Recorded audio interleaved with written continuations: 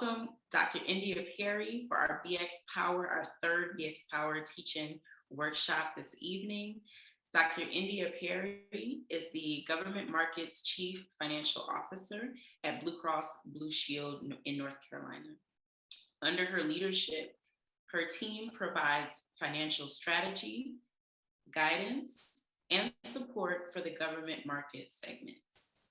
She's won a ton of awards for her organizational leadership skills, for her community work, and she's a proven leader with a strong passion for inspiring and transforming people and teams. Dr. Perry's background is rich in finance, business analysis, digital tools, and leadership. And so we are so excited to welcome her to the stage to have this rich conversation with us about navigating the healthcare system and reclaiming our power within it. And with that, I'm going to pass the mic over to Dr. Perry.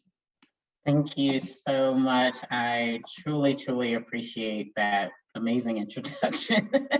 That was an awesome introduction, but it is absolutely an honor to be here with you this evening to discuss the topic of reclaiming our power. And what a powerful and worthwhile use of this hour. I can't think of a better way to spend an hour than to talk about this topic. But today we're focusing on the healthcare system, for we have power in that system as well. But first I want to start with a few questions for you. When you hear the words, "It's time to go to the doctor," what is the first thing that pops into your mind? My insurance card. Yes. That's a good one. That's a good one. Where is that insurance card? I'm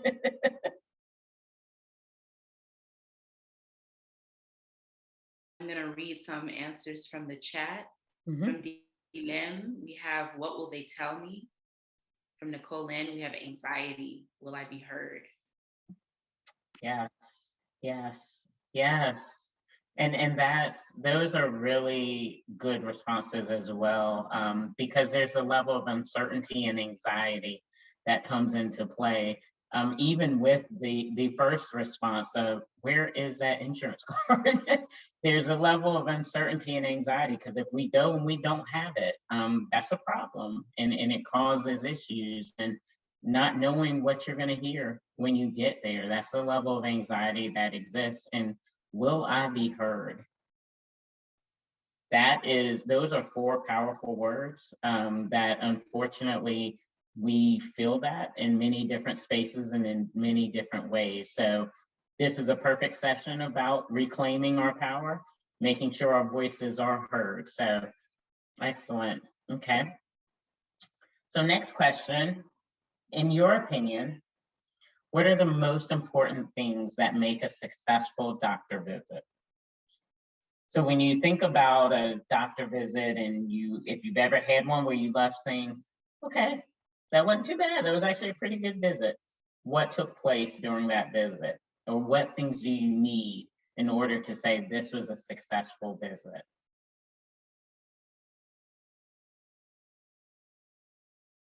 For me is when the doctor listen me. Yes, That when they listen, I can, absolutely. I can tell them how I feel, my concern, all of that. Sometimes the doctor is running, that they are the only person who speak in the visit.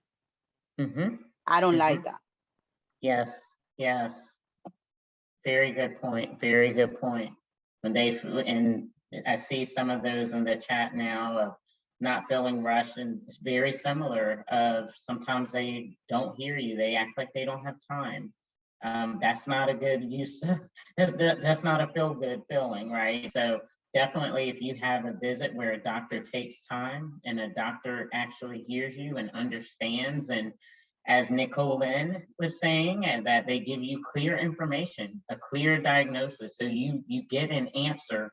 A lot of times we go to these doctor appointments or facilities looking for an answer, right? Something's wrong, I don't know what it is, I need an answer.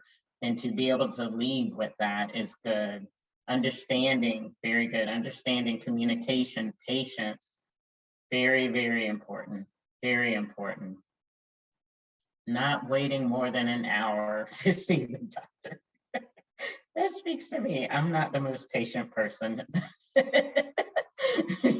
So the long waits definitely are ones that get to me. So I definitely can relate to that. All right. Well, we will jump into today's topic. So I love quotations, and you'll see that throughout these slides. But there is a quotation which says, by spreading knowledge, you can be the lighthouse that guides people to safety, a light in the darkest of times. And this quotation really sums up the reason we are all gathered here today. Every person on this call has a journey full of experiences, and we can learn from each other. By sharing with one another, we can be that light that someone else needs. And it can seem really dark sometimes. When you're in situations and you don't have information or the guidance that you need, and it's not like at those times the waves are really calm and it's really peaceful. No, in those moments, it's often when the wind's blowing really hard and seems like the waves are going to overtake you, but just a little bit of light can help to show you another path or another option, a way forward. So my hope is that through this session, we can be a light for each other. I'm going to share some information, but I would love to hear from you as well. As again, you all have experiences and stories to share too, but today is about shining light. So we're going to shine some light today. Okay. So again, we're talking about power, focusing on our power. So to do so, we're first going to ensure we're on the same page as to what power really is. Then we will explore ways in which power can be taken from us. We'll then discuss how we can reclaim that power. And I don't want this to be a Vegas session where what's learned here stays here. I want to make sure we discuss how we keep our power, but also how we can share it with others. So we'll dive into the patient Bill of Rights and learn how to advocate for ourselves and those we love when those rights are violated. So what is power? There is a quotation, once again, love quotes. It says, knowledge is not power, it's only potential. Applying that knowledge is power. Understanding why and when to apply that knowledge is wisdom. So as we gain knowledge, it gives us the potential to be wise. But it is not until we do something with that knowledge that we realize the power that we have. So within this session, we'll cover how to access information and how to access that knowledge. Then we'll raise awareness of our rights within the healthcare system. But then we have to put into action. So we'll go through ways that we can do this as well. Next, let's dive into an awareness of how power can be taken. So Alice Walker once said, people give up their power by thinking they don't have any. Even when we know that we are powerful and we proclaim that we are powerful, we know that we live in a world that has certain systems designed that attempt to take away that power. But how many know just because those weapons are formed, that does not mean that they will prosper. That's the truth. But even if it does not prosper, the truth is that these battles we fight every day, they can take something out of us. But we'll anchor our discussion today on the healthcare system, and we'll focus on 3 ways that systems can be designed to try to take our power. So the first way is by blocking knowledge. Now, there are multiple systems, financial, healthcare, other systems where the information can be made to be overly complex. And my role in my day job is that I am a chief financial officer. So I do know, and I've built very complex financial models and strategies and standards. But if I can't explain them in an understandable way, then my knowledge is a waste. It's not fruitful.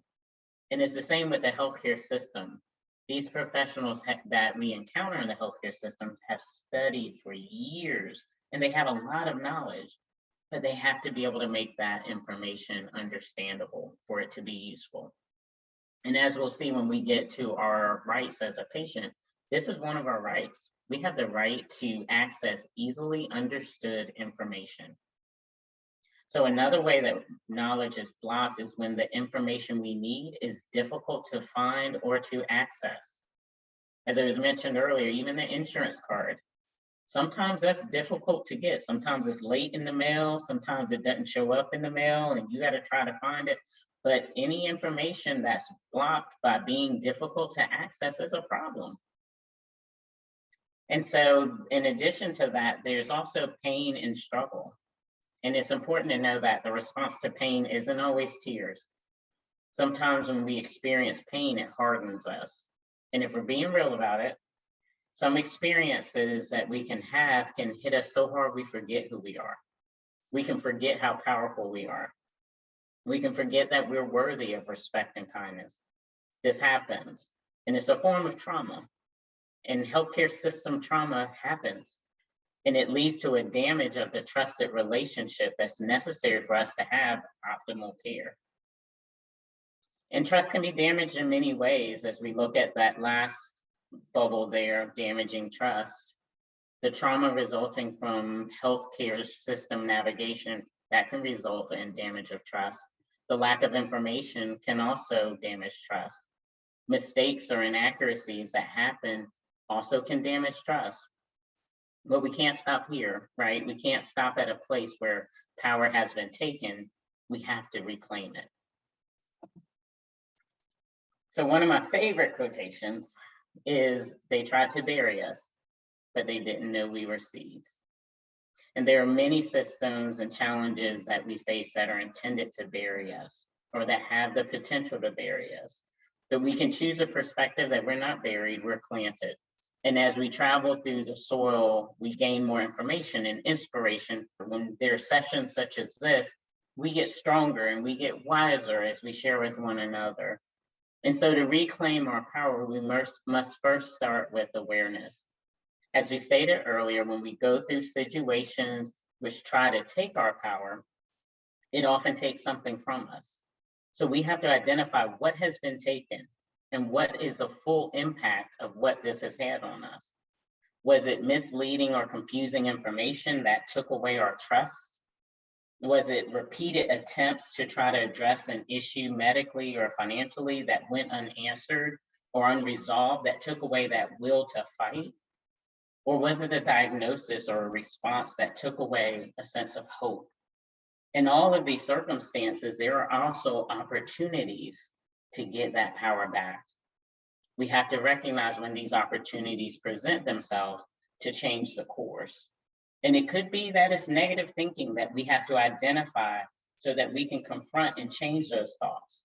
Or it could be an opportunity to speak with a healthcare professional where we can gain a level of understanding and clarity that at one point was hidden, where we can have an opportunity to ask for multiple options for treatment that can align with our coverage so that it's more affordable. Once we recognize we have an opportunity, we then need to apply the force against the walls to tear them down, because sometimes there are walls between where we are and getting the understanding that we need. Those walls have to come down, and it takes force to tear walls down. And the force that we apply is a force of our will. That's the desire and our choice to not give up and to not give in. I'll share a brief story. My mother was diagnosed with multiple sclerosis in 2005. And shortly after her diagnosis, she and I went to a conference together, and there were people at varying stages of this disease. And at the time, it was a lot to take in. And at one point in the conference, she got up and she walked out. And I walked out right behind her. And we sat down outside on a bench. It was a beautiful landscape where we were sitting, and it was very peaceful, and we just sat quiet for a moment. But then we discussed what she was feeling and what she was going through in her processing. And we discussed that this may be the diagnosis today, and we can't ignore that, and we will not ignore that. However, the diagnosis does not determine her declaration. And that day, my mother crafted some powerful declarations that paved the way for her positive impacts, some miraculous recoveries and inspirational victories that she was able to achieve. And those declarations helped her to reclaim the hope that was buried by the diagnosis she received and by the future outcomes that she was told she would have by her doctors. But that path to reclaim our hope, it started that day. And we declared, she said, I may have been diagnosed with MS, but I declare I will make someone smile every day. I may have been diagnosed with MS, but I declare that I will be grateful for everything that I am every day. It's all about our perspective. So right now, think in your mind, what are some things that you can declare, regardless of where you are, again, regardless of what the current state or diagnosis may be, or the wounds and pains that you've experienced previously within the healthcare system, there's some things that you can declare that from this day forward, you will do and you will be. This is a way we can take back some control and some power by making these declarations. And it's important for us to do that. So how do we keep our power? Knowledge seeks community. The key to keeping our power is to ensure that as we gain and use knowledge, we share knowledge. Part of what causes the issues and frustrations and the feelings of powerlessness is blocking and lack of information. So within our own community, we have the power to share information with each other and to let each other know when we find different resources and things that can be helpful in understanding how to best navigate this system. It's important for us to share that. And that's really what it's about. It's about prevention, guidance, and sharing. So from a prevention standpoint, we'll start by knowing our rights within the healthcare system. And we're going to go through and cover the 8 major areas that are covered within the Patient Bill of Rights to ensure we all know what these areas are and that we know how to advocate for ourselves. Then there's primary care. It's important to monitor our health. If you have a primary care physician, that doctor can be your coordinator for your health care. They can coordinate care between various specialists that you may see. And one of the most important qualities that you should look for in a primary care physician is that you need one that you can trust. Establishing trust with your doctor is very important. It's so important for you to feel comfortable because they're going to provide you various treatment and care options. And you have to be able to trust them and trust that what they're giving you is information you can count on and that it's going to be the best for you. Preventive measures. Health happens between doctor visits. So we have to first know our bodies and we have to pay attention to the way we normally feel. And when something feels wrong, we can't be shy about saying something. There are many resources that you can use to get help. As you see under the guidance section there's a nurse hotline that's listed. The majority of health insurance plans and doctor's office, they offer a nurse hotline or an advice line. And this is a telephone service, which is usually free, and it allows you to get medical advice from nursing professionals. And this can be used if you have questions regarding your medications or questions regarding what to do if you're not feeling your best. They can help you. They can walk through that journey with you and give you the advice you need. You don't have to try to figure it out on your own. When it comes to insurance policies, healthcare.gov is a great resource for general information about health insurance plans. And it is important to understand your insurance plan and all the benefits within that plan. Oftentimes when you get a plan, the policy comes with a lot of reading material. But taking the time to read through that is very helpful because there's a lot of times there's free benefits and programs that are covered under your policy. And sometimes we don't even know about it, but it's there in the booklet that you'll get.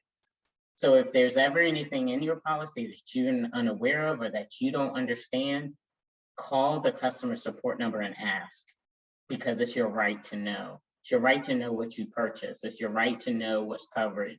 It's right to know all the benefits that you have. And that number should be on your insurance card or within your policy information. Most insurance companies also offer other ways besides calling if you need assistance. They have live chat features, most of them, and emails that you can send, and those may give you a quicker response. Again, I'm not the most patient, so I tend to look for those avenues as well. But most of the time, there's different options that you have for getting the answers you need. And I have a few plan types that are listed here on the slide that I want to provide a little more information on.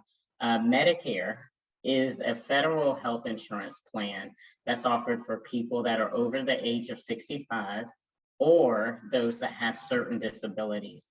There are different types of Medicare policies that are referred to as different parts.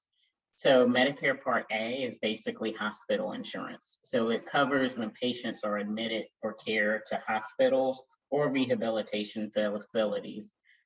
Medicare Part B is for outpatient visits. So this is for doctor appointments or specialist appointments or medical equipment, things that are handled in the outpatient setting. There's Medicare Advantage, which is considered Part C, and that's a combination of Parts A and B. So a combination of the hospital coverage as well as outpatient coverage. And it often includes Part D as well, which is a prescription coverage. And so Part D is a prescription benefit program. And again, it can be purchased with Medicare Advantage, or it can be purchased standalone, separate from Medicare Advantage. There's an additional Medicare policy called Medicare Supplemental, sometimes referred to as MedSup. And this is a supplemental policy that helps to cover the portion of expenses that Medicare Advantage does not cover. So this type of policy helps with your share of the cost, and that's Medicare Supplemental. So Medicaid is another policy listed here, and Medicaid provides health coverage to millions of Americans. And there are certain criteria that has to be met in order to qualify for Medicaid. And these include certain income levels as well as certain disabilities. Medicaid is administered by each state and is controlled by certain federal requirements.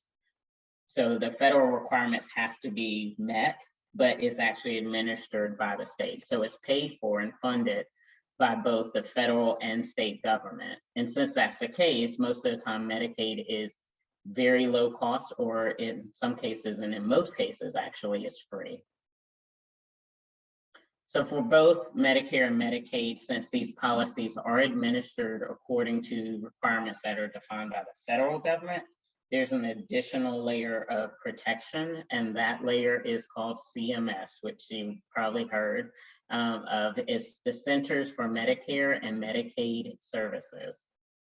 So if you have one of these policies, Medicare or Medicaid, and if you feel your rights are, as a patient, have been violated in any way, you can contact CMS. For Medicare, I can tell you the number because I know it by heart. My mother has Medicare, so 1-800-633-4227. But it is, because it's a federal program, it's basically 1-800-Medicare. But for those with Medicaid, the contact number is state specific, but you can find that contact number on a card, your card, or in any of your policy documentation. That number will be there. Again, if you ever have any issues. So also important to know that there may be times that we find ourselves between insurance coverage, and we can find ourselves in this situation if we lose a job, or if the hours on a job are reduced to the point that you no longer qualify for benefits, or if there's a change in life status that results in you being taken off of a policy and you haven't yet gotten another one. In those cases, you can find yourself without coverage. And if you are in that situation, there are a few things that you can keep in mind.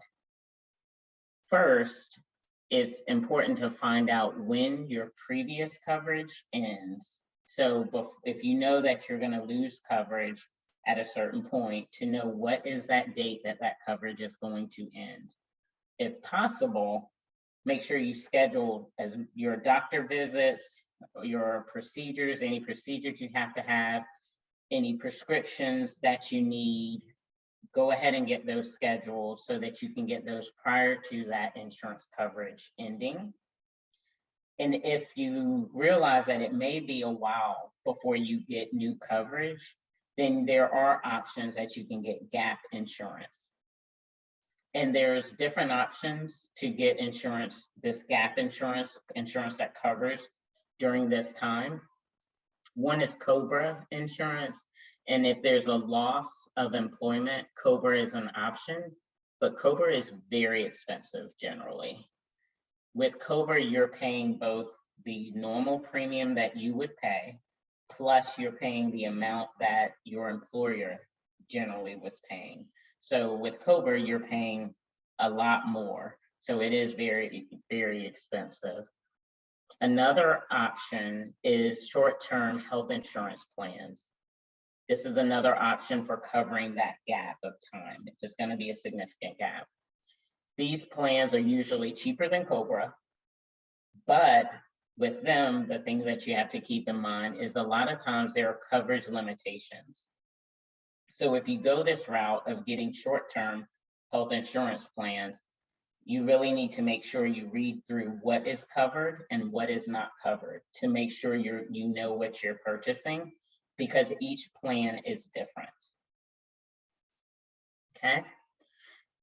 So lastly, that sharing bucket there, and I cannot stress enough how important it is to share information and resources with our families and our communities.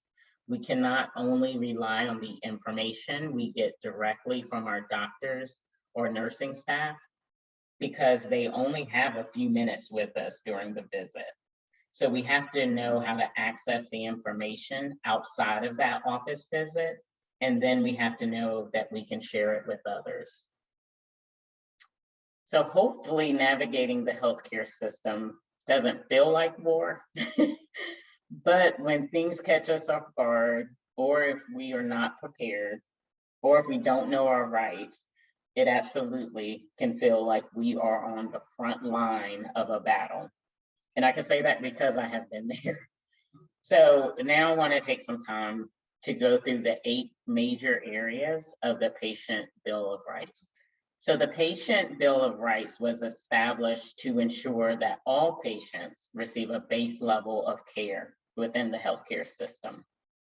It's important that we know these rights so that if any of these are violated, we know how to advocate for ourselves. So again, if you have Medicare or a Medicaid policy, you can contact CMS if any of these are violated and you are not getting the response you need from the facility or the insurer. If you have a private insurance policy, whether it's an individual plan or a plan from an employer, you can raise your issues with your health insurer. If you're having issues with your health insurer, then you can raise those issues to your state's Department of Insurance. And most states' Department of Insurance include free support services for things like disputes that happen with health insurers over coverage issues, or if there's been a denial. So if you have an issue and you do not get the resolution that you deserve, then contact one of these entities and they can help you. Let's go into our rights. So there are 8 major areas that are covered in the Bill of Rights for patients. Each facility will likely have the Patient Bill of Rights posted. It may include more than these 8, but the rights will fall within these categories. So the first one is the right to accurate and easily understood information. And this applies to information about your insurance plan and your options for your care. This is your right. So do not feel bad or ashamed about asking as many questions as you need, because you have the right to understand. The decisions that are made within the healthcare system are critical and life-impacting decisions. So ask every question you need to ask. The second one here is you have the right to choose your healthcare provider. Your doctor is your choice. Many insurance companies offer an online member portal, and that can help you to locate doctors that are within your network. And the network that you'll hear referred to within insurance companies, this is different doctors and medical facilities that an insurance plan has contracted with to provide preferred pricing and benefits for their members. So it's cheaper to visit a doctor or facility that's within your insurance network. And on most of these member portals from the insurance company, you can also research these various doctors within the network to see the different credentials and characteristics that they have. The third right on the screen, you have the right to know your treatment options. And this one is tied to number 1. Be sure to ask any questions that you may have regarding treatment options. Ensure you know all of the alternatives. Is there a generic alternative to the medications that you've been prescribed? Is there an alternate treatment method? And if there are, what's the risk? What is the expected recovery like? It's also important to know what's the full cost. There's a cost for the initial treatment, but is there another cost for the long-term effects? You have the right to all of this information. And this is where it's important, again, to have a doctor that you trust. One that will, as someone referenced earlier when we were going through the questions, someone that will spend the time to ensure that you have fully understood everything that is to your disposal, that you know all the options and you have all the information you need to make the decisions you have to make regarding your care. Fourth, you have the right to considerate, respectful, and non-discriminatory care. You are worthy of respect. If you feel this right is violated, notify someone right away. You can notify the facility manager, or you can contact one of the entities I referenced earlier, CMS or the Department of Insurance. So the fifth one here, you have the right to have your private information protected. Your information is your business. You have the right to determine who can have access to it. Number 6, you have the right to have access to your medical record. And you should keep a copy of your medical record. You should also review it. You should review it to ensure it's accurate and that it's complete. If there is anything on your medical record that you do not understand, again, going back to number 1, you have the right to have that explained to you. If you find that there's anything on your medical record that's not accurate or not complete, brings us to number 7. You have the right to have that updated. So if you notice a problem with your medical record, you can contact your doctor's office to have it corrected. Then once it's corrected, you then should obtain a corrected copy of the medical record. That way you know that whatever change needed to be made was in fact made. Number 8, you have the right to bring attention and alert if any of these rights are violated, or if you have any complaint or issue. If any of these are violated, raise them to the facility manager or to CMS, or if you have rights violated by your insurance company and you're not able to resolve it with them, contact your state's Department of Insurance. But the bottom line here is you have rights and you deserve to be treated with respect and to be treated fairly. That actually brings us to the end, but want to thank you for this time. Again, it is an honor to be here. Definitely appreciate each of you and appreciate your attention. And I hope you got something from this session, but if you did not, my contact information's there on the screen. Feel free to email me or reach out on LinkedIn. And if you have questions that weren't answered, I will track them down and get you answers to those questions. Thank you so much, Dr. Perry. This has been amazing. And I wanted to lift up a couple of comments and questions in the chat. We have a question actually from our interpreter, and they're wondering, Are these the same rights for mental health patients? Yes, absolutely, absolutely, absolutely. And that's important because again, in everything we said, it applies as well. But yes, these are the same rights. And with mental health patients, it's when it gets to right number one, which I'm going to go back, that easily understood information. There are times where the patient may be a child or may be mentally ill, or may have some sort of mental disability that makes understanding difficult. They have the right to have someone stand in with them who can understand. But when it comes to making decisions about their care, there is a right that the person making the decisions, does understand what's happening. But yes, it absolutely applies. Thank you, Dr. Perry. Mhm. And I also want to lift up that since we were talking about community resources and making sure that we are in the know, we do have another community resource in the room tonight. Their name is Dilem Valenzuela.